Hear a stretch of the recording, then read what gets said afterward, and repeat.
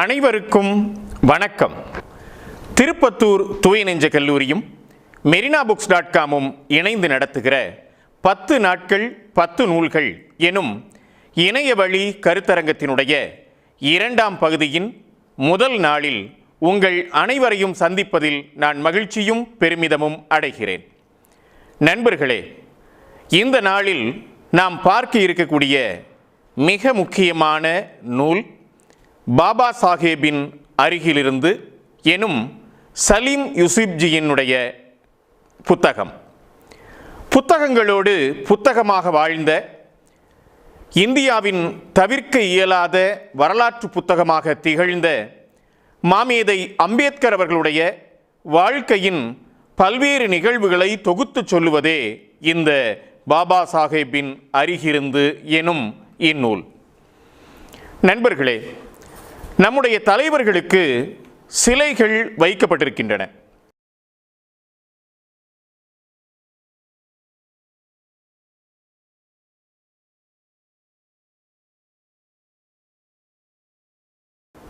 அந்த சிலைகள் ஒரு விதத்தில் குறியீடுகளாக அமைகின்றன. பெரியார் கைத்தடியை ஊன்றியபடியே எல்லா சிலைகளிலும் இருக்கிறார். காந்தியினுடைய சிலை நடந்த கோலத்திலேயே இருக்கிறது. இந்தியா முழுவதும் தன்னுடைய வெறும் கால்களால் நடந்து திரிந்தவர் மகாத்மா காந்தி. அதை போலவே அறிஞர் அண்ணாவினுடைய சிலையை பாருங்கள். அந்த சிலை கரம் உயர்த்தியபடியே எப்போதும் இருக்கிறது. அறிஞர் அண்ணா எப்போதும் உரையாற்றி கொண்டிருக்கக்கூடிய கோலத்திலேயே சிலையாக நிற்கிறார். மாமேதை அம்பேத்கர் அவர்களுடைய சிலைகள் எப்போதும் கையிலே நூலினை ஏந்தி கொண்டு நிற்கின்றன. இந்த அடையாளம் மாமேதை அம்பேத்கருக்கு மிக பொருத்தமான அடையாளம் என நான் கருதுகிறேன். நண்பர்களே, நாம் இன்றைக்கு பார்க்க இருக்கக்கூடிய இந்த நூல் பாபா சாஹேபின் அருகிலிருந்து எனும் நூல். தொகுப்பாசிரியர் சலீம் யூசுப்ஜி என்பவர். இந்த நூலினை தமிழிலே மொழிபெயர்த்து தந்திருப்பவர் பிரேமா ரேவதி அவர்கள். மைத்ரி பதிப்பகம் இந்த நூலை வெளியிட்டிருக்கிறார்கள். 240 பக்கங்களை கொண்ட நூல் இந்த நூல். மாமேதை அம்பேத்கர் அவர்களோடு பழகியவர்கள், உதவியாளர்கள், ஆய்வாளர்கள் என பல நபர்கள் வேறு வேறு சந்தர்ப்பங்களில் எழுதிய 23 கட்டுரைகளுடைய தொகுப்பே இந்த பாபா சாஹேபின் அருகிலிருந்து எனும் நூல். பிரேமா ரேவதி அவர்கள் தமிழின் மிக முக்கியமான பத்திரிகையாளர், அரங்க செயல்பாட்டாளர். மிகவும் நேர்த்தியாக இந்த நூலினை தமிழிலே மொழிபெயர்த்திருக்கிறார். பதிப்புரையில் மொழிபெயர்ப்பாளர் பிரேமா ரேவதி அவர்கள் இப்படி குறிப்பிடுகிறார்: இந்த நூல் நேர்த்தியாக கோர்க்கப்பட்டிருக்கும் ஒரு நினைவு தொகுப்பு. இது அம்பேத்கரின் அறிவு தேடல், ஆளுமையை மிக நெருக்கமாக நமக்கு காட்டும் அதே நேரத்தில் ஒரு மனிதராக பாபா சாஹேப் எத்தகையவர் என்பதையும் காட்டுகிறது என்கிறார்.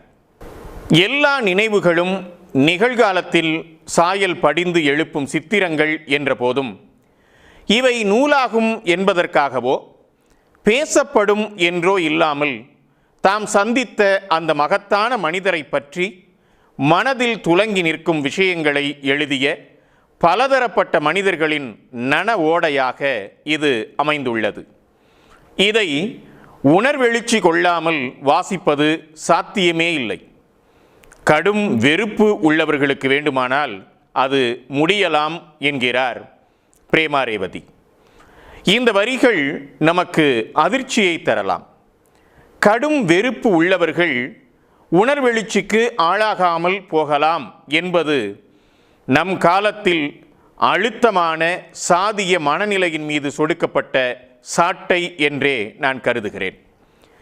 இன்னும் ஒரு படி மேலே போய் வெட்ட வெளியில் நட்ட நடுவில் மண்பானையை போட்டு உடைக்கிறார் அணிந்துரை எழுதிய எழுத்தாளர் அழகிய பெரியவன் அவர்கள்.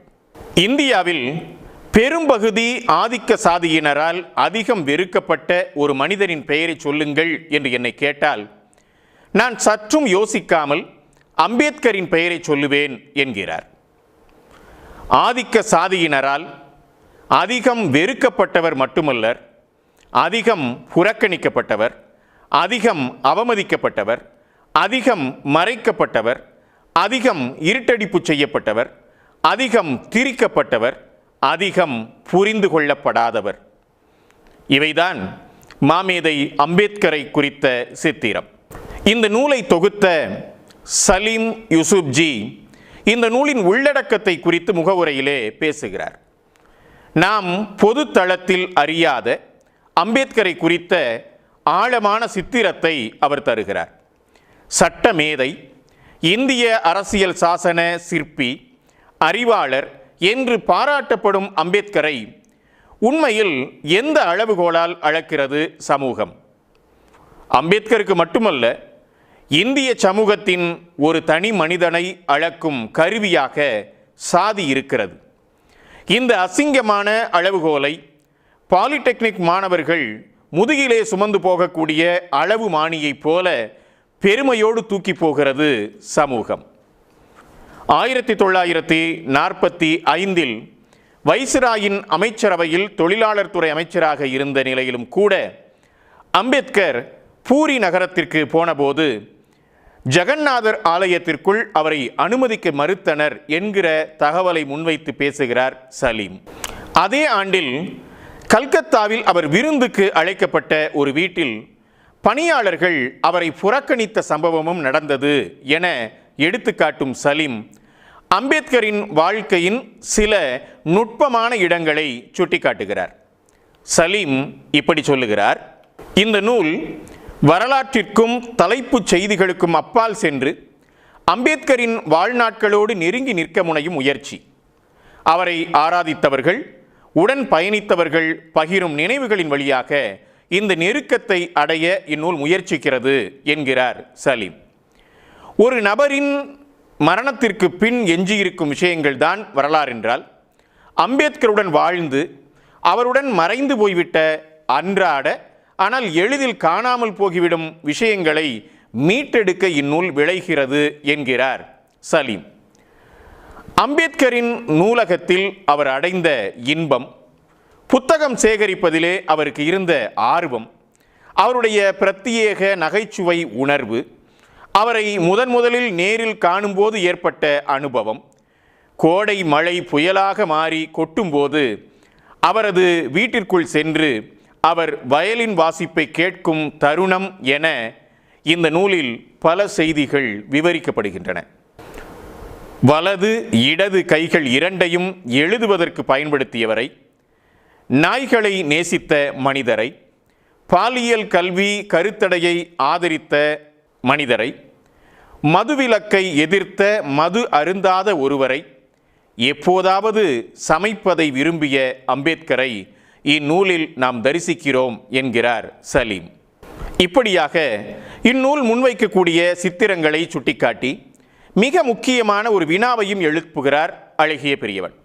அவர் இப்படி சொல்லுகிறார்: நடைபாதையில் கைவிடப்பட்ட நிலையில் இருக்கும் முதியவரை பார்த்து தன் வீட்டுக்கு கூட்டி வந்து தன்னுடன் வைத்து கொண்ட மனிதரை, தான் வளர்த்த நாய்க்காக அழுத மனிதரை, தான் அமைச்சராக இருந்தபோது தன் அரசு வீட்டில் பணியாற்றியவர்களுக்கு தன் பதவிக்காலத்திற்கு பிறகு மிக பொறுப்பாக வேலை பார்த்து கொடுத்த மனிதரை, தம் செல்வாக்கை பயன்படுத்தி தன் மகனுக்கு வேலை கிடைப்பதை நிராகரித்த மனிதரை, தாவரங்களை நேசித்த மனிதரை ஏன் இந்த சமூகம் கொண்டாட மறுக்கிறது என்பதை இந்நூலின் வாசகர்கள்தான் நியாயத்தோடு கேட்டுக்கொள்ள வேண்டும் என்கிறார் எழுத்தாளர் அழகிய பெரியவன் அவர்கள். அம்பேத்கரின் மரணச் செய்தியை கேள்விப்பட்ட ஒரு தலித் குடும்பத்தின் உணர்வோட்ட செயல்பாட்டை விவரிக்கிறார் ஊர்மிளா பவார். பௌத்தம் தழுவிய பெரும் நிகழ்வில் தங்கள் குடும்பம் வீட்டிலே இருந்த கடவுளர் சிலைகளை எல்லாம் வாரிக்கொண்டு போய் ஆற்றில் விட்டுவிட்டு வந்த கதையை சுவைபட சொல்லுகிறார் ஊர்மிளா பவார். இந்நூலின் முதல் கட்டுரை இது. மாமேதை அம்பேத்கர் தன்னுள் ஏற்படுத்திய தாக்கம், அவருடைய மரணச் செய்தி, எளிய மக்கள் மனதில் அவர் நிறைந்திருந்த பாங்கு ஆகியவற்றை மிகவும் உருக்கமான மொழியிலே பேசுகிறார் தயா பவார். ஒரு எறும்பு புற்றை உடைத்து விட்டது போல இருந்தது என்பது அவருடைய கட்டுரை தலைப்பு. மும்பையில் ஒரு பாலியல் தொழிலாளியின் அறையில் பாபா சாஹேப்பின் படம் மரியாதையோடு வைத்து போற்றப்பட்டது என்பதை நெகிழ்ச்சியுடன் விவரிக்கிறார் அவர். பம்பாயின் கோல்பித்தா என்ற ஒரு பகுதி. தயா பவார் அப்போது சிறுவனாக இருந்தார். சகத்பா என்கிற தன்னுடைய உறவினர் ஜமுனா அத்தையை பார்த்து போகலாம் வா என்று அந்த கோல்பித்தா தெருவுக்கு அழைத்து போகிறார். அது விபச்சார வீதி. ஜமுனா அத்தையை சந்தித்ததை எழுதுகிறார் தயா பவார். 10க்கு 12 அறை, திரைச்சீலை ஒரு பக்கத்தை மூடியிருந்தது. எதிர்ப்புறத்தில் எல்லம்மாவுக்கு பூஜை மாடம், மரத்தாலான காணிக்கை பெட்டி மீது பாபா சாஹேப் அம்பேத்கரின் புகைப்படம் வைக்கப்பட்டிருந்தது என்பதை அவர் எடுத்துக்காட்டுகிறார். மிகவும் நெகிழ்ச்சியான ஒரு நிகழ்வு இது. விபச்சார விடுதியில் வசிக்கக்கூடிய ஒரு பெண் பாபா சாஹேப் அவர்களை எவ்வாறு கடவுளுக்கு இணையாக கருதினார் என்கிற அந்த நிகழ்வை தயா பவார் எடுத்து காட்டுகிறார். நண்பர்களே, பாபா சாஹேப் அம்பேத்கர் தில்லியில் இறந்திருந்தார். அவரது உடல் மும்பைக்கு கொண்டு வரப்பட இருந்தது. ஒரு விலங்கியல் கல்லூரியில் 3 மாதங்களுக்கு முன்பு பணியிலே சேர்ந்த தயா பவார் விடுமுறைக்கு விண்ணப்பிக்கிறார். விண்ணப்ப படிவத்தில் அவர் எழுதியிருந்த காரணத்தை பார்த்து அதிகாரி கோபமடைகிறார். அம்பேத்கர் இறந்துவிட்டார், ஆகவே விடுப்பு வேண்டும் என்பதே காரணம். இதை எப்படி நீ ஒரு காரணமாக எழுத முடியும்? அம்பேத்கர் ஒரு தேசிய தலைவர், நீ ஒரு அரசு ஊழியன், தனிப்பட்ட காரணம் என்று எழுது என்கிறார் அதிகாரி. தயா பவார் எழுதுகிறார், பொதுவாக நான் அமைதியான இயல்புடையவன்தான், ஆனால் அன்று நான் மன உறுதியாக இருந்தேன். விடுப்பு விண்ணப்பத்தில் எழுதியதை நான் நிச்சயமாக மாற்றப் போவதில்லை. மாறாக நான் சொன்னேன், சாஹேப், அவர் எனது குடும்பத்தில் ஒரு உறுப்பினர். எந்த இருட்டு குகைக்குள் இருந்து அவர் எங்களை வழிநடத்தி மீட்டு வந்தார் என உங்களால் கற்பனை கூட செய்ய முடியாது என்று தயா பவார் சொல்லியிருக்கிறார். இவ்வாறு சொல்லிவிட்டு அவர் விடுப்பு கொடுக்கிறாரா இல்லையா, என்னை வேலை நீக்கம் செய்வாரா மாட்டாரா என்பதையெல்லாம் பொருட்படுத்தாது நான் ராஜ்பவனுக்கு விரைந்தேன் என்று சொல்லுகிறார் தயா பவார். பாபாவை நெடுநேரம் பார்த்தேன், மீண்டும் அவரை பார்க்கவே இல்லை என்ற தலைப்பில் கட்டுரைத்திருக்கிறார் சாந்தாபாய் கிருஷ்ணாஜி காம்ப்ளே.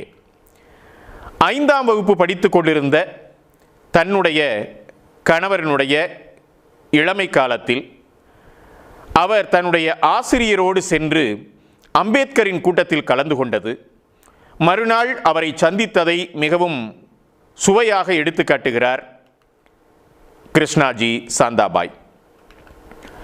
கிருஷ்ணாஜியின் ஆசிரியர் திர்மாரேயிடம் அம்பேத்கர் கேட்கிறார், திர்மாரே, நீ இப்போதெல்லாம் உன்னுடைய சமூகத்திற்காக வேலை செய்வதாக தெரியவில்லையே என்கிறார்.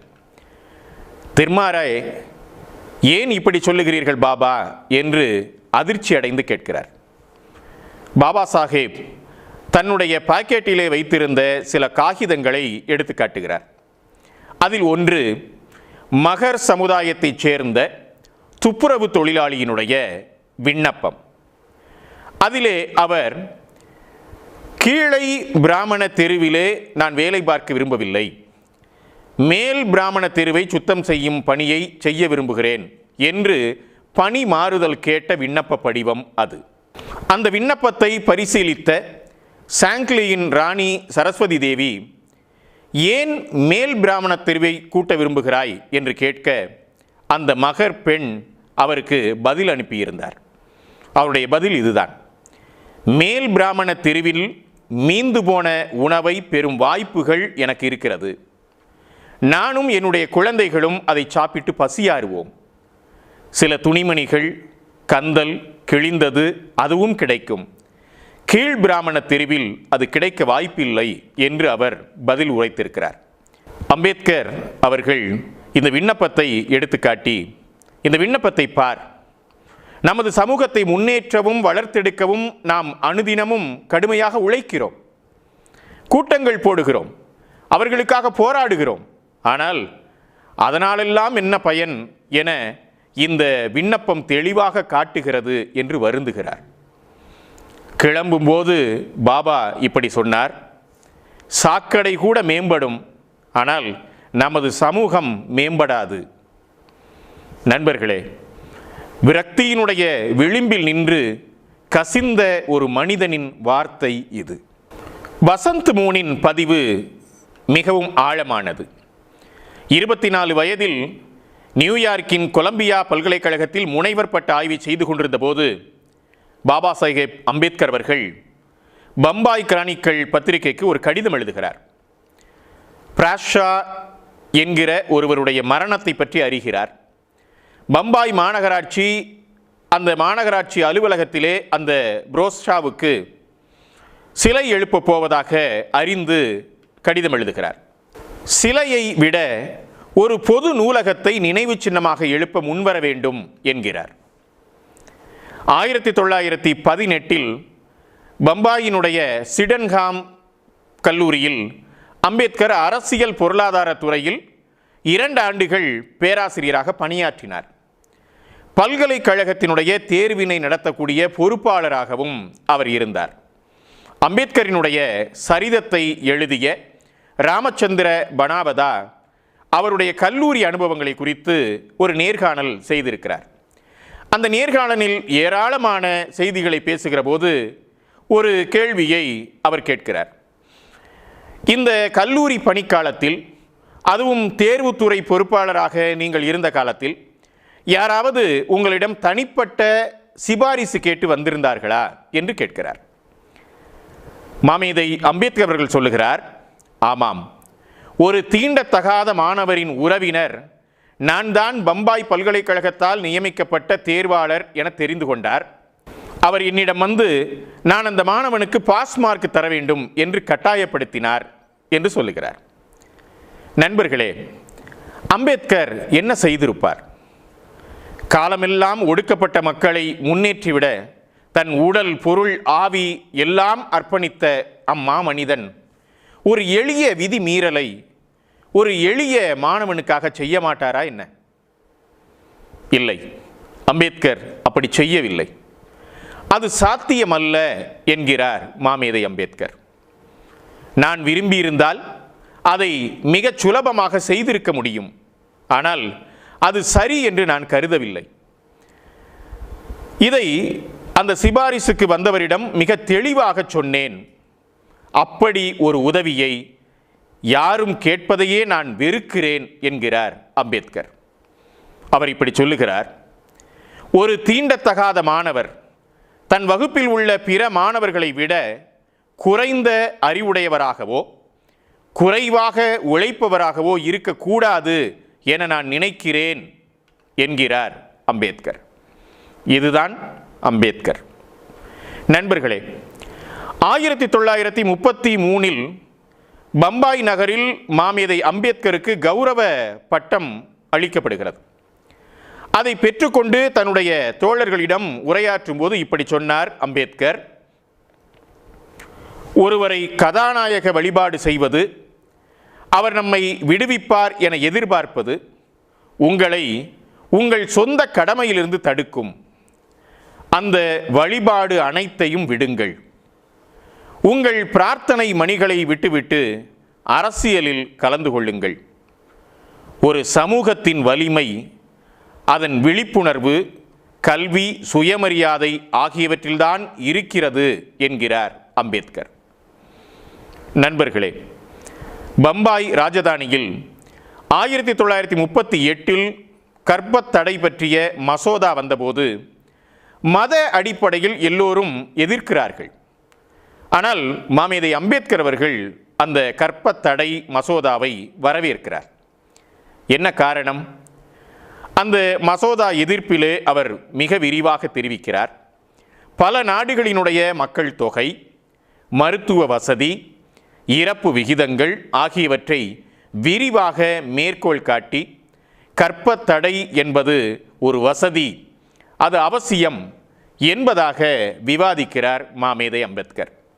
மாமேதை அம்பேத்கர் எவ்வாறு தொலைநோக்கு பார்வை உடையவர் என்பதற்கு இது ஒரு துளி சான்றாகிறது. நண்பர்களே, 1935 இயோலாவில் நடைபெற்ற ஒரு பொது நிகழ்வில்தான் உலக புகழ்பெற்ற அந்த வாசகத்தை முதலாக பிரகடனம் செய்கிறார் மாமேதை அம்பேத்கர். அது என்ன பிரகடனம்?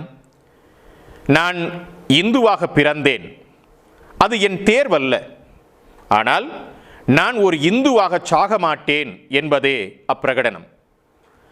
சமத்துவத்தின் அடிப்படையிலான ஒரு மதத்திற்கு தலித்துகள் மாறுவது என்ற தீர்மானத்தின் அடிப்படையில் அவர் மதங்களை குறித்து பரிசீலனை செய்தார்.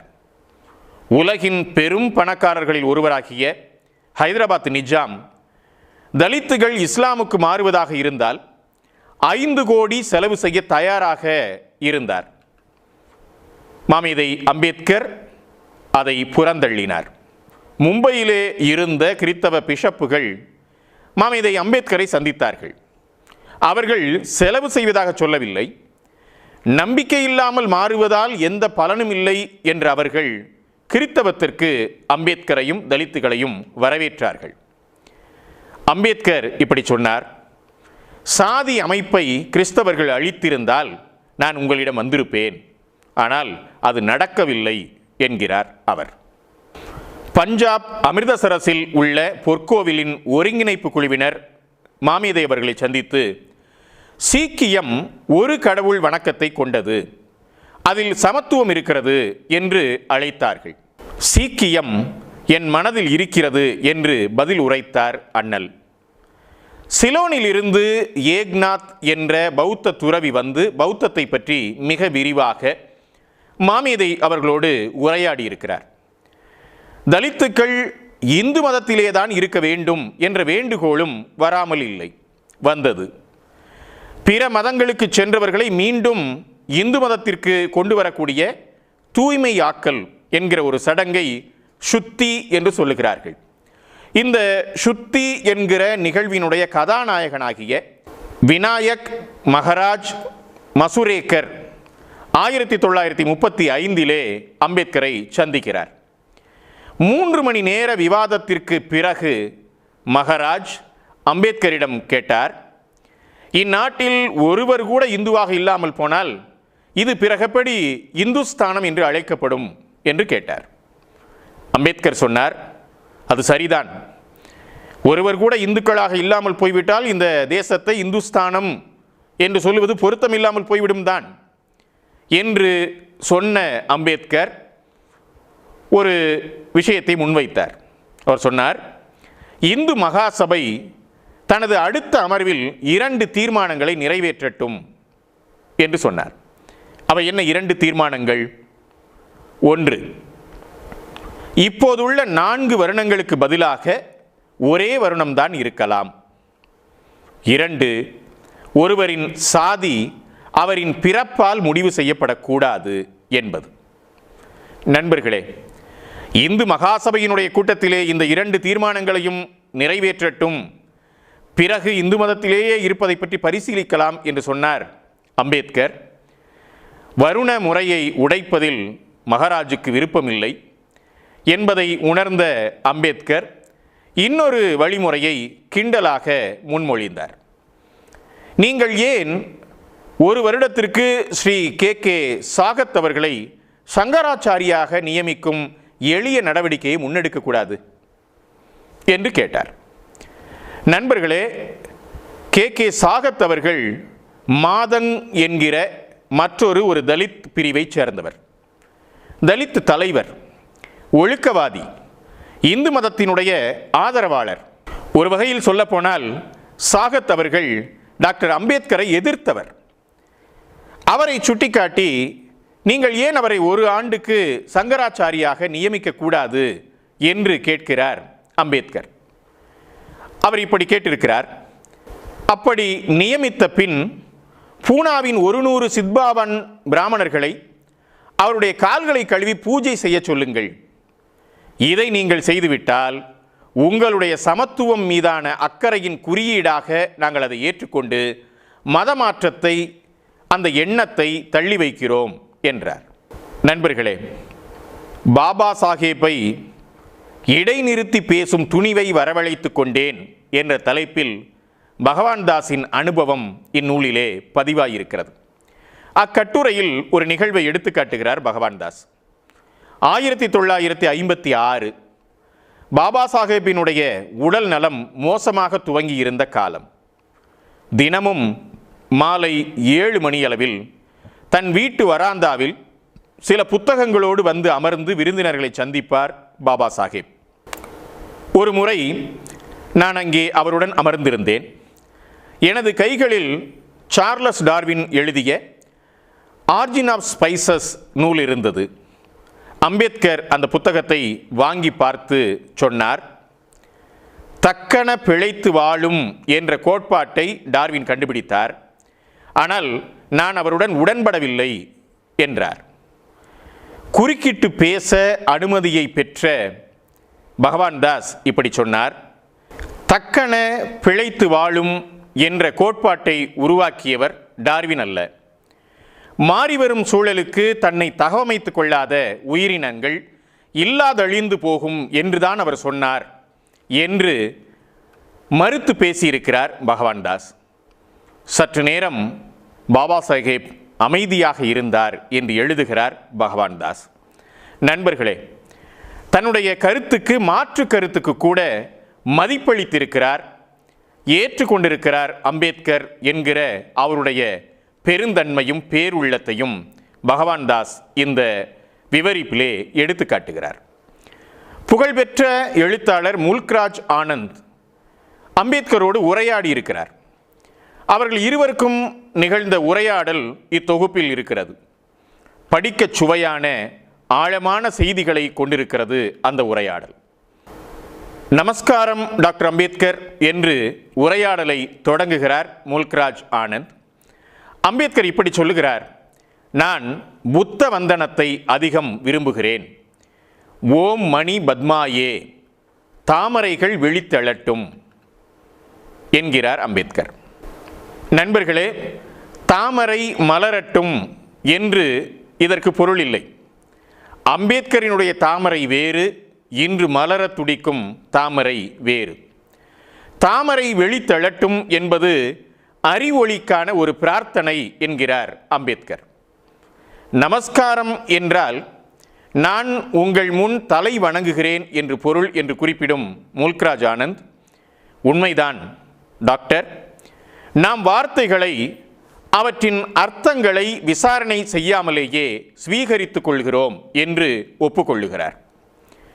நண்பர்களே, பாபா சாஹேப் மாமேதை அம்பேத்கர் அவர்களுடைய சில நூல்களை வெளியிட்ட தேக்கர்ஸ் பப்ளிஷர்ஸினுடைய மேலாளர் திருமிகு U.R. ராவ் எழுதிய மிக விரிவான, மிகவும் சுவையான கட்டுரையும் இந்நூலிலே இருக்கிறது.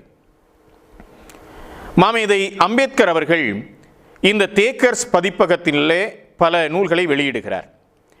அந்த பதிப்பகம் நூல்களை வெளியிடுகிறது, விற்பனை செய்கிறது. தன்னுடைய புத்தகத்திற்கு பதிப்பகம் கொடுத்த ராயல்டி தொகை முழுவதையும் புத்தகங்களை வாங்க பயன்படுத்தினார் அம்பேத்கர். இன்னும் சொல்லப்போனால் இந்த ராயல்டி தொகைக்கு மேலும் அதிகமாகவே நூல்களை வாங்கி பிரச்சனையில் மாட்டிக்கொண்டார் என்கிறார் U.R. ராவ்.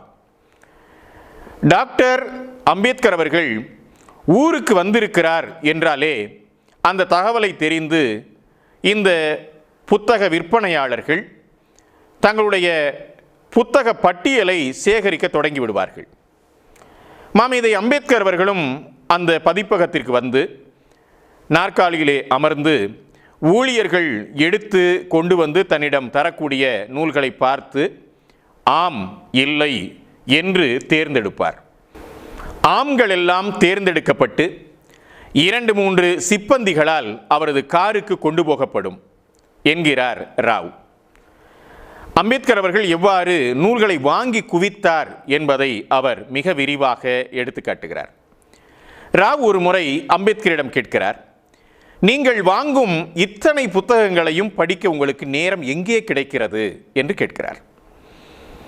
மாமேதை அம்பேத்கர் அவர்கள் சொல்லுகிறார்கள், பின்னட்டை குறிப்பு, முன்னுரை, உள்ளடக்க பட்டியல் எல்லாவற்றையும் வாசித்து தனக்கு தேவையானது எங்கே இருக்கிறது என்று முடிவு செய்து வாசிப்பேன். அந்த பகுதிகளை வாசித்துவிட்டால் முழு நூலையும் வாசித்து விட்டதாக கொள்ளலாம் என்கிறார். நண்பர்களே, என்ன மேதமை மாமேதை அம்பேத்கர் அவர்களுக்கு! ஒரு நூலை எவ்வாறு படிப்பது என்பதற்கு மாமேதை அவர்களுடைய இந்த கருத்து மிக முக்கியமான முன்னுதாரணம் என்று நான் இங்கே சுட்டிக்காட்ட விரும்புகிறேன். புத்தகங்களுக்கு அடுத்தபடியாக அவர் எக்கச்சக்கமான பவுண்டன் பேனாக்களை, அதுவும் பெரிய பெரிய பேனாக்களை வாங்கி வைத்துக் கொள்ளும் தணிக்க முடியாத வேட்கை கொண்டிருந்தார் என்கிறார் ராவ். பம்பாய் மாதுங்காவில் டி.ஏ. தெலாங் எனும் கல்வியாளர் மரணமடைந்தார். அவருடைய நூலகம் துண்டு துண்டாடப்பட்டு வெறும் பழைய புத்தக கடைக்கு விற்கப்படுவதை தடுக்க ஆர்.கே. பிரபு அம்பேத்கரை அணுகி அந்த நூல்களை எல்லாம் வாங்கி கொள்ளுங்களேன் என்று சொல்லுகிறார். ஓ, பெரியவர் தெலாங்கினுடையதா? அவருடைய நூல்கள் சிறந்ததாகவே இருக்கும் என எனக்கு தெரியும். அந்த மனுஷனுக்கு புத்தகங்களை தெரியும் என்கிறார் அம்பேத்கர். எனவே தெலாங்கினுடைய அந்த தொகுப்புகளை வாங்க விரும்பி அம்பேத்கர் கேட்கிறார். விற்கப் போகிறார்கள், சரி, என்ன விலை என்கிறார். ஒரு புத்தகத்திற்கு 6 ரூபாய் என்கிறார் பிரபு. ராவ் எழுதுகிறார், இந்த விலையை கேட்டதும் ஒரு புயல் அடித்தது. என்ன, அவர்கள் என்னை என்ன நினைத்து கொண்டிருக்கிறார்கள்? லட்சாதிபதி என்றா? ஒரு நூலுக்கு 2 ரூபாய். பெரிதாக இருந்தாலும் சரி, சிறு பிரசுரமாக இருந்தாலும் சரி, வேண்டுமானால் தரட்டும், இல்லை என்றால் வேண்டாம் என்கிறார் அம்பேத்கர். அவர்கள் தர ஒப்புக்கொண்டார்கள். அந்த நூல்களை எல்லாம் தன்னுடைய நூலகத்திலே சேர்த்தார் அம்பேத்கர் என்கிற தகவல்களையும் நாம் படிக்கிறோம். நண்பர்களே, வின்சென்ட் ஷீனன் என்ற அமெரிக்க பத்திரிகையாளர் அம்பேத்கரின் மேதமையின் பல பக்கங்களை பகிர்ந்து கொண்டிருக்கிறார். பெரிய கட்டுமஸ்தான ஆள், சண்டைக்கார சுபாவம் கொண்ட மனிதன். அவர் எனக்கு அறிமுகமான வேறு எந்த இந்துவிலும் மிக வேறுபட்டு இருந்ததாலேயே எனக்கு களிப்பூட்டினார் என்கிறார் வின்சென்ட். அவ்வளவு தனித்தன்மையுடன் இருப்பதும் மேதமையின் வடிவம்தான் என்கிறார். இந்தியா மீதான எனது மிதமிஞ்சிய பரிவுக்காக என்னை தாக்குவதை அவர் எப்போதும் மகிழ்ச்சியுடன் செய்தார் என்று குறிப்பிடுகிறார் வின்சென்ட். அம்பேத்கர் அவர்கள் இப்படி சொல்லுவாராம், உங்களுக்கு எமது பிராமண அரசு அவ்வளவு பிடித்திருந்தால் ஷீகன், ஏன் நீங்கள் அதை ஒரு மூட்டையில் கட்டி அமெரிக்காவுக்கு கொண்டு செல்லக்கூடாது? எங்களுக்கு அது தேவையில்லை. ஒருவேளை உங்களுக்கு தேவைப்படலாம் என பகடி செய்திருக்கிறார் அம்பேத்கர். பேச ஆரம்பித்து விட்டால் தொடர்ந்து 3 மணி நேரம் வரை பேசும் வல்லமை கொண்டவர் அம்பேத்கர் என வியக்கிறார் வின்சென்ட் ஷீகன்.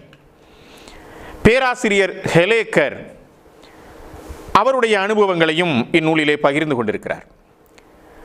மும்பையினுடைய ஒரு வீதியிலே கையிலே புத்தகங்களோடு நிற்கிற மாமேதை அம்பேத்கரை பார்க்கிறார். அவர் புத்தகங்களோடு டிராம் வண்டியிலே ஏறினார். நானும் பின்னால் ஏறினேன். அவருக்கு பின் இருக்கையிலே அமர்ந்து கொண்டேன். அவர் என்ன புத்தகம் படிக்கிறார் என்று தெரிந்து கொள்ள ஆவலோடு எட்டி எட்டி பார்த்தேன். அவர் தர்மானந்த் கோசாம்பி எழுதிய பௌத்தம் பற்றிய நூலை படித்து கொண்டிருந்தார் என்கிறார். எந்த கோசாம்பி? டி.டி. கோசாம்பியினுடைய தந்தை. அண்மையில் இந்திய தத்துவ இயலில் நிலைத்திருப்பனவும் அழிந்தனவும் என்ற அவருடைய நூலை குறித்து நாம் இந்த நூல் தொடரிலேயே பேசியிருக்கிறோம்.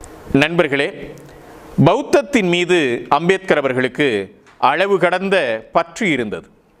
அதை எப்போதும் பௌத்த தத்துவங்களை வாசிப்பதிலே அவர் அக்கறை கொண்டிருந்தார். புத்தரும் அவரது தம்மமும் என்கிற மாமேதை அம்பேத்கர் அவர்களுடைய நூல் எவ்வளவு ஆழமான பௌத்தம் பற்றிய புரிதலை வெளிப்படுத்தும் நூல் என்பதை நண்பர்கள் வாசித்தறியலாம். அம்பேத்கர் எவ்வளவு அன்பானவர் என்று எடுத்துக்காட்டுகிறார் கர்தார் சிங் பொலோனியஸ். அம்பேத்கர் நிர்வாக கவுன்சில் உறுப்பினராக இருந்தபோது தில்லியில் அலுவலகத்தில் இருந்து வீட்டுக்கு வரும் வழியிலே ஒரு முதியவர் கந்தலுக்குள் சுருண்டு கிடந்து வலியால் முனகுவதை காண்கிறார். உடனே மாமேதை அம்பேத்கர் அவர்கள் அந்த முதியவருக்கு அருகிலே தன்னுடைய காரை நிறுத்தி அவரை தன்னுடைய வீட்டிற்கு அழைத்து வந்து சிகிச்சை அளித்து உணவிட்டு பிறகு வீட்டிலேயே வைத்து கொண்டார் என்கிற அவருடைய அந்த அன்பினை, இரக்கத்தினை, கருணையினை மிக விரிவாக எடுத்து காட்டுகிறார் அவர். பொலோனியஸ் இப்படி சொல்லுகிறார், புத்தகம் படிப்பது அவருக்கு பொழுதுபோக்கல்ல, அவரது சர்வத்தையும் ஆகர்ஷித்து கொண்ட ஒரு பெருங்காதல் என்கிறார் அவர். எப்படி இத்தனை புத்தகங்களை படிக்க முடிகிறது என்று அம்பேத்கரிடமே அவரும் கேள்வி எழுப்பியிருக்கிறார்.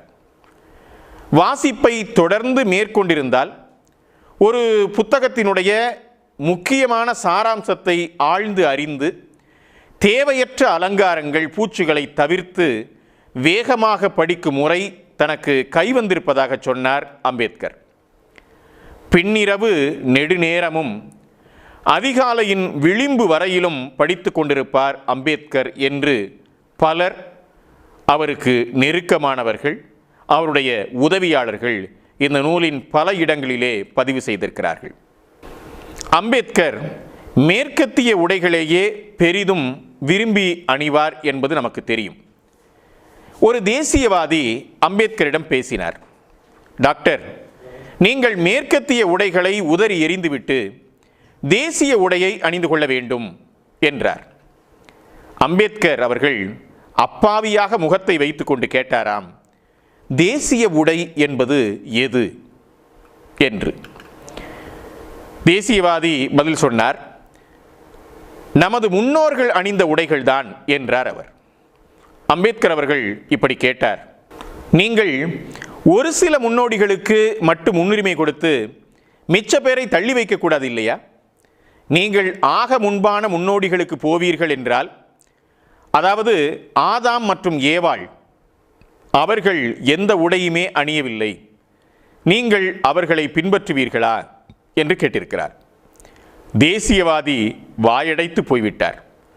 பேச்சை மாற்றி சற்று நேரம் பேசிக்கொண்டிருந்து விட்டு ஆளை விட்டால் போதும் சாமி என்று தப்பித்து போய்விட்டார் என்று சொல்லுகிறார் பொலோனியஸ். சோகன்லால் சாஸ்திரி அம்பேத்கரின் இல்லறம் பற்றி எழுதுகிறார். அம்பேத்கருடைய சம்பளத்திலே 50 ரூபாயை எடுத்து வீட்டு செலவுக்கு தன் மனைவி ரமாபாயிடம் கொடுப்பாராம் மாமேதை அவர்கள். ரமாபாய் அதிகம் படித்தவர் இல்லை, பெரிதாக கணக்கு வழக்குகளை எழுதி வைக்க தெரியாதவர். அவர் என்ன செய்வாராம், 30 பேப்பர் துண்டுகளை எடுத்து ஒவ்வொன்றிலும் 1.5 ரூபாயை வைத்து ஒரு துணியால் கட்டி வைத்து விடுவாராம். 30, 1.5, 45. அம்பேத்கர் அவர்கள் கொடுத்த அந்த 50 ரூபாயில் 45 ரூபாயை இப்படி ஒரு நாளைக்கு 1.5 ரூபாயாக காகிதத்திலே மடித்து வைத்து விடுவார்.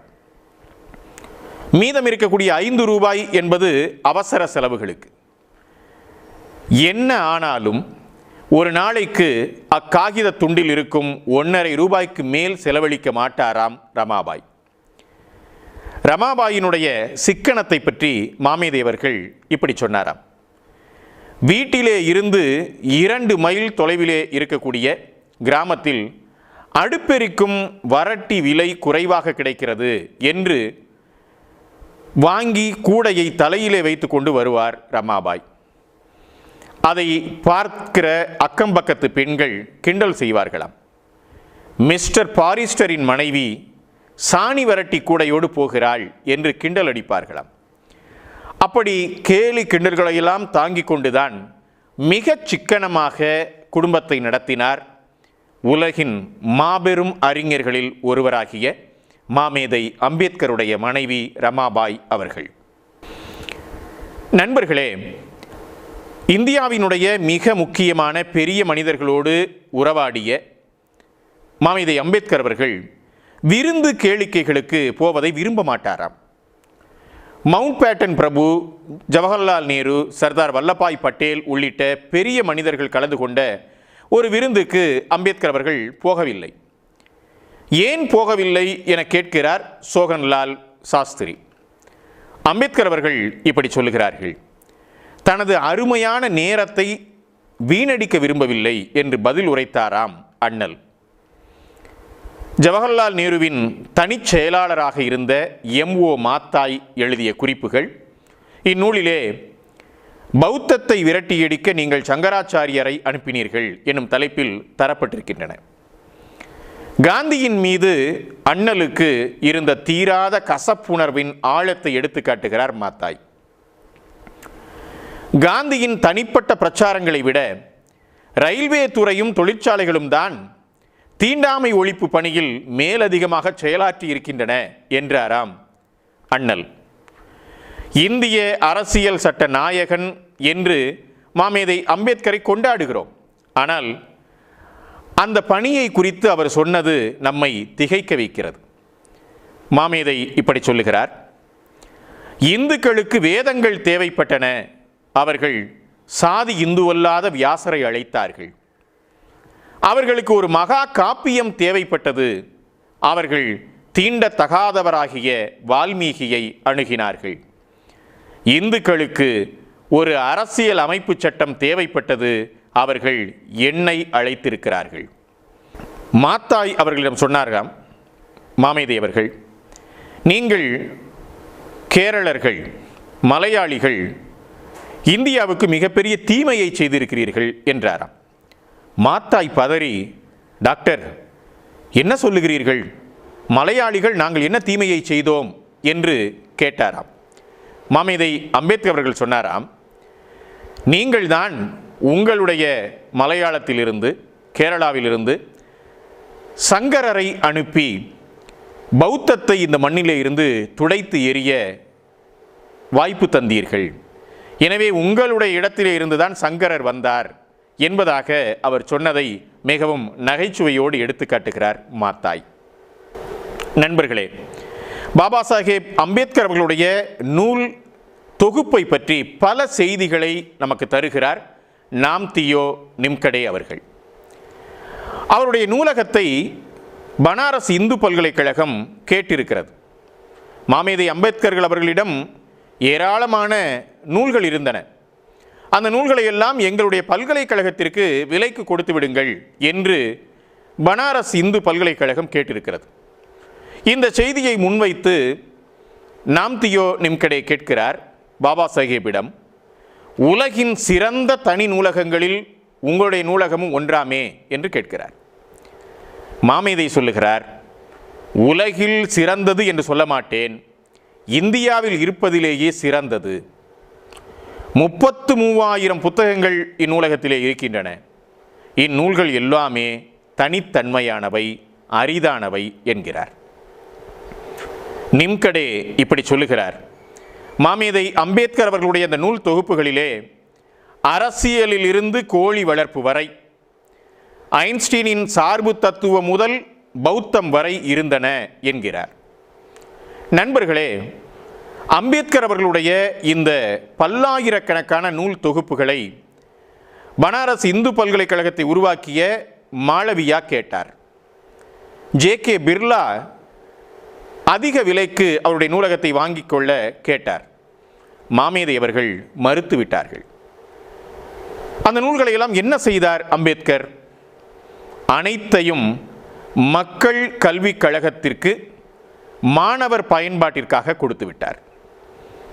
மும்பையில் இருந்த மக்கள் கல்விக் கழகம் என்ற அமைப்பிற்கு அந்த அமைப்பினுடைய மாணவர்கள் பயன்படுத்துவதற்கு கொடுத்தார் என்கிற இந்த தன்மையை நாம் பார்த்து வியக்கிறோம். நண்பர்களே, நீண்ட வாசிப்பிலே நீங்கள் எப்படி இளைப்பாறுவீர்கள் என்ற ஒரு கேள்வியை நாம்தியோ நிம்கடே பாபா சாஹேபிடம் கேட்கிறார்.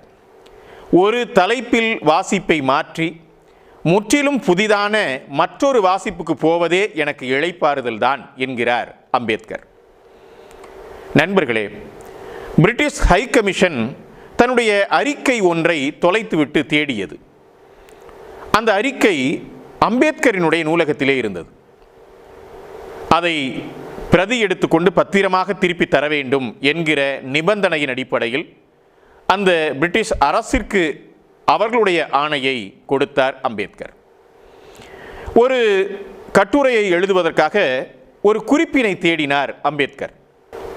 எங்கும் கிடைக்காமல் கொலம்பியா பல்கலைக்கழகத்தை தொடர்பு கொண்டு அந்த பல்கலைக்கழகத்தினுடைய நூலகத்தில் ஒரு குறிப்பிட்ட அலமாரி, குறிப்பிட்ட நிறத்தில், குறிப்பிட்ட அளவில் நூலை தேடும்படி சொன்னார். அந்த நூல் கண்டெடுக்கப்பட்டது. ஒரு நூலை அம்பேத்கர் அவர்கள் எப்படி நினைவிலே வைத்திருக்கிறார் என்பதற்கு இது சான்று.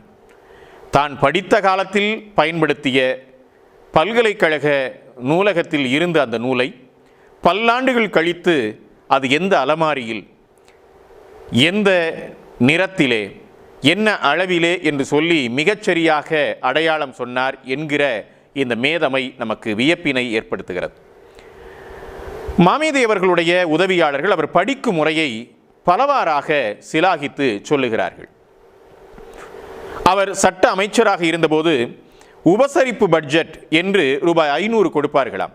அதை முழுவதுமாக நூல் வாங்க செலவு செய்வார் என்று குறிப்பிடுகிறார்கள். வரலாற்று சிறப்பு மிக்க ஒரு சம்பவத்தை நாம் தியோ நிம்கடே எழுதுகிறார்.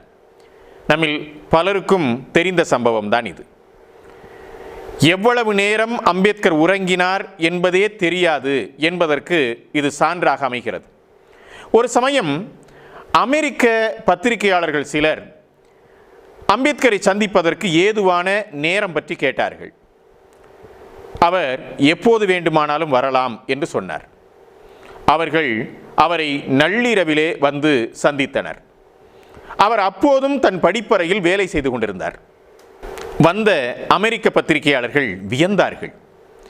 நாங்கள் நேரு மற்றும் காந்தியை சந்திக்க கேட்டோம்.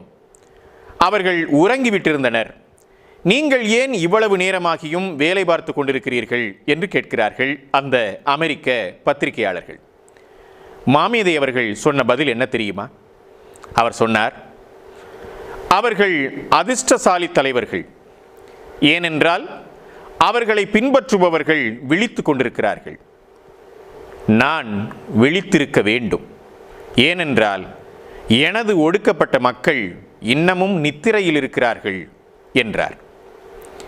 நண்பர்களே, உடல் உபாதைகள், நீரிழிவு, தசை வலிகள், குறைந்து கொண்டிருந்த பார்வை என அவஸ்தைகளோடுதான் அவர் படித்தார், எழுதினார். 22 லட்சம் ரூபாய் கடன் இருக்கிறது என்றாராம் அம்பேத்கர். நிம்கடே சொல்லுகிறார், அவர் அப்படி சொன்னபோது என்னுடைய மாத சம்பளம் ரூபாய் 240 தான் என்கிறார். ஒரு மிகப்பெரிய அலுவலராக இருந்த நிம்கடேக்கு மாதம் ரூபாய் 240 தான் சம்பளம். ஆனால் அம்பேத்கர் அவருடைய கடன் 22 லட்சம் ரூபாய். இவ்வளவு கடன் இருந்த மனிதர்தான் தன்னுடைய பல்லாயிரக்கணக்கான நூல்களை பெரும் தொகை கொடுத்து பெற்றுக்கொள்ள தனவான்கள் முன்வந்தபோது மறுத்தார் என்பதை நாம் இங்கே நினைத்து பார்க்கிறோம். நண்பர்களே, சென்னையில் ஒரு கூட்டம் பகவத்கீதையை பற்றி, பெரியாரினுடைய தலைமை, அம்பேத்கர் மிக கடுமையாக பேசுகிறார். இந்த செய்தியை பத்திரிகையிலே படித்த பிர்லா நேரடியாக மாமேதை அம்பேத்கரை வந்து சந்திக்கிறார். 10 லட்சம் தருவதாகவும் கீதையை விமர்சிப்பதை விட்டுவிட்டு இந்து சமூகத்தை வலுப்படுத்த வேண்டும் என்றும் பிர்லா கேட்கிறார். அம்பேத்கர் சொல்லுகிறார், தன்னை யாருக்கும் விற்று வாழ தான் பிறக்கவில்லை என்று மறுத்துரைத்திருக்கிறார். செய்தித்தாள் நூல்களை கழிவறைக்கும் எடுத்து சென்று படிப்பார், அங்கேயே விட்டுவிட்டும் வந்து விடுவார் என்கிறார் அவருடைய உதவியாளர் தேவி தயாள். தேவி தயாள் தன்னுடைய கட்டுரையிலே ஒரு மிக முக்கியமான நிகழ்வை குறிப்பிடுகிறார். அது அம்பேத்கர் அவர்களுடைய நினைவாற்றல் பற்றியது. 1944ஆம் ஆண்டு திருவிதாங்கூர் சமஸ்தானத்தினுடைய திவான் சிபி ராமசாமி ஐயர் அம்பேத்கரை பார்க்க வருவதாக சொல்லியிருந்தார். தன்னுடைய உதவியாளர் தேவி தயாளை அழைத்த அம்பேத்கர் அவர்கள், தேவி தயாள், தீண்டத்தகாதவர்களின் கோவில் நுழைவை எதிர்த்து ராமசாமி ஒரு முறை பேசியிருக்கிறார். அந்த பேச்சினுடைய செய்தித்தாள் நறுக்கை நான் கத்தரித்து வைத்திருக்கிறேன், அந்த கத்தரிப்பை கண்டுபிடி என்கிறார். தேவிதயாள் கேட்கிறார், அது எப்போது வந்த செய்தி என்று கேட்கிறார். அம்பேத்கர் சொல்லுகிறார், 12 ஆண்டுகளுக்கு முன்பு வந்தது.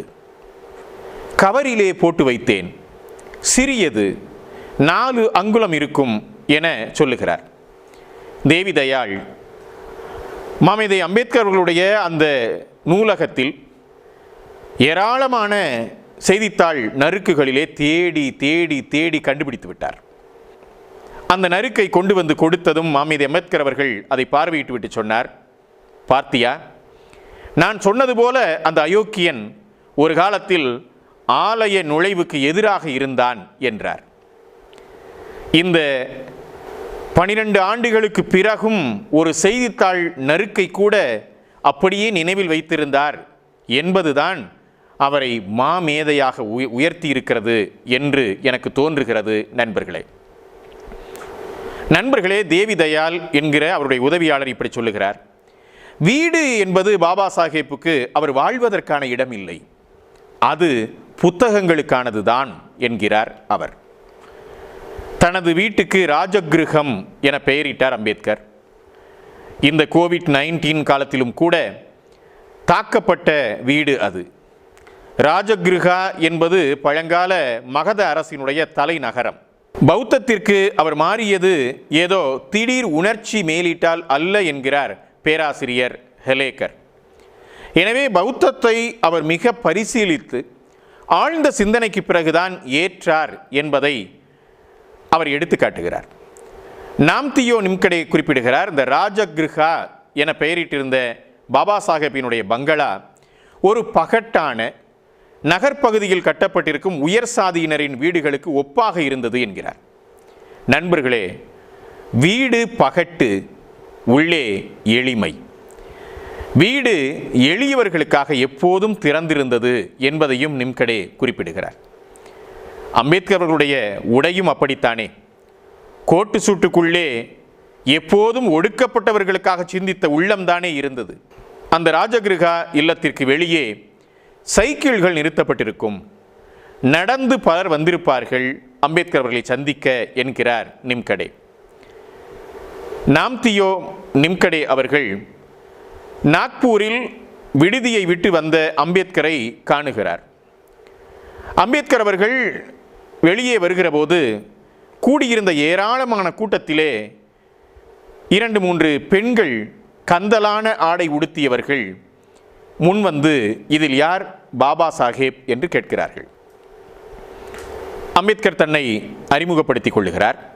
உடனே அந்த கந்தலான உடையணிந்த அந்த 3 பெண்களும் கையிலே வைத்திருந்த சாமந்தி மாலையை அவருக்கு அணிவிக்கிறார்கள். நுழைவு கட்டணம் செலுத்த வழியில்லை, எனவே வெளியிலே காத்திருந்தோம் என்கிறார்கள். இந்த சாமந்தி மாலையை எப்படி வாங்கினீர்கள் என்று கேட்கிறார் அம்பேத்கர். விறகும் புல்லுக்கட்டும் சுமந்து விற்பவர்கள் அவர்கள். கூடுதலாக உழைத்து அந்த பணத்தை சேகரித்து கொண்டு வந்தோம் என்கிறார்.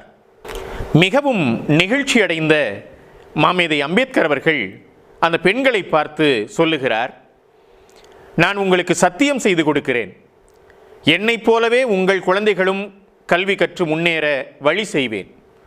இதை செய்ய முடியாமல் போனால் ஒரு துப்பாக்கியால் என் உயிரை மாய்த்து கொள்வேன் என்கிறார் அம்பேத்கர்.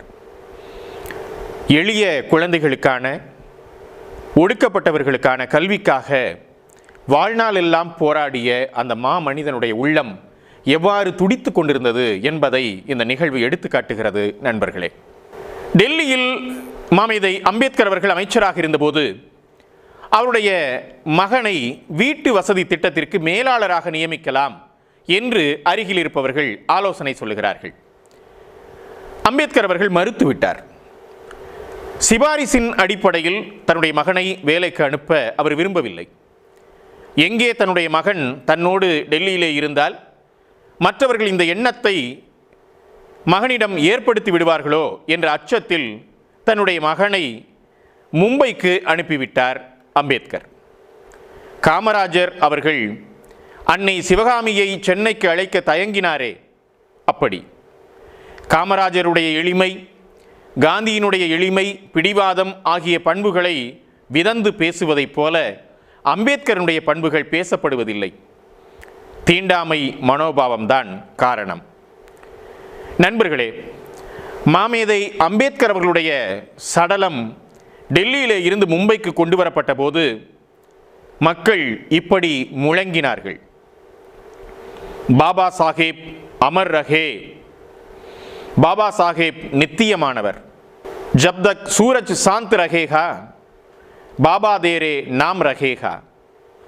சூரியன் சந்திரன் இருக்கும் வரை பாபா உனது பெயர் இருக்கும் என்பது அந்த முழக்கத்திற்கு பொருள். நண்பர்களே, பாபா சாஹேப் அருகிருந்து என்ற இந்த நூல் பல நெகிழ்ச்சியான நிகழ்வுகளை தன்னகத்தை கொண்டிருக்கிறது. தனஞ்சய் கீர் அவர்கள் எழுதிய அம்பேத்கர் வரலாற்றை நாம் அனைவரும் அவசியம் படிக்க வேண்டும். அம்பேத்கரினுடைய வரலாற்று நூல்கள் மட்டுமல்ல, அம்பேத்கரே வரலாறு தான். நாம் அனைவரும் கட்டாயம் படிக்க வேண்டிய பாட நூல் இந்த பாபா சாஹேபின் அருகிருந்து என்கிற நூல். நன்றி.